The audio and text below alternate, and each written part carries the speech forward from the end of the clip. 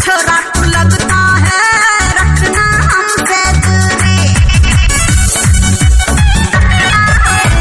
ऐसे ही देखना मखना रे मेरा बदन अंगूरी। छोरा तू लगता है रखना हमसे दूरी। पतली कमर तेरी कम सिम उमर डीजे विनोद मधुबानी, डीजे विनोद मधुबानी। पांडे जी का बेटा हूँ, चुम्मा चिपक के लेता हूँ। हाँ पांडे जी का बेटा हूँ, चुम्मा चिपक के लेता हूँ।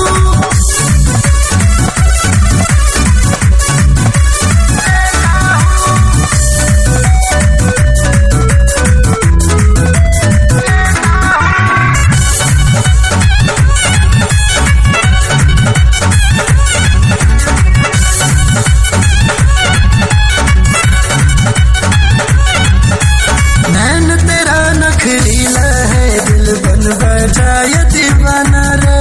डालना ऐसे गाना मुझ पे खोज के नया बहाना रे, खोज के नया बहाना रे।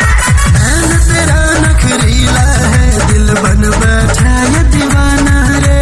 डालना ऐसे गाना मुझ पे खोज के नया बहाना रे। मेरी बंदा डीजे विनोद मधुबानी, डीजे विनोद मधुबानी। मैं आज भर लेता हूँ। पांडे जी का बेटा हूँ, चम्मा चिपक के लेता हूँ। हाँ पांडे जी का बेटा हूँ, चम्मा चिपक के लेता हूँ।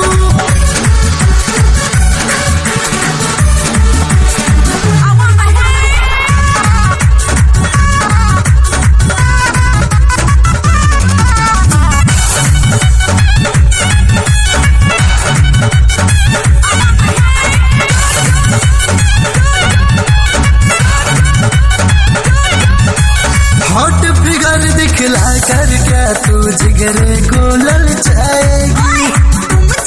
DJ Vinod Madhubani, DJ Vinod Madhubani.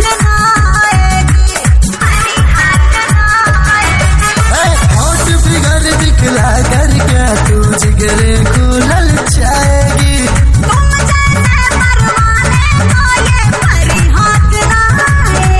तेरे होठों का जाम कर दे मेरे नाम, ये ऑफर मैं तुझको देता हूँ। पांडे जी का बेटा हूँ, चुम्मा चिपक के लेता हूँ। हाँ पांडे जी का बेटा हूँ, डीजे विनोद मधुबानी, डीजे विनोद मधुबानी। पांडे जी का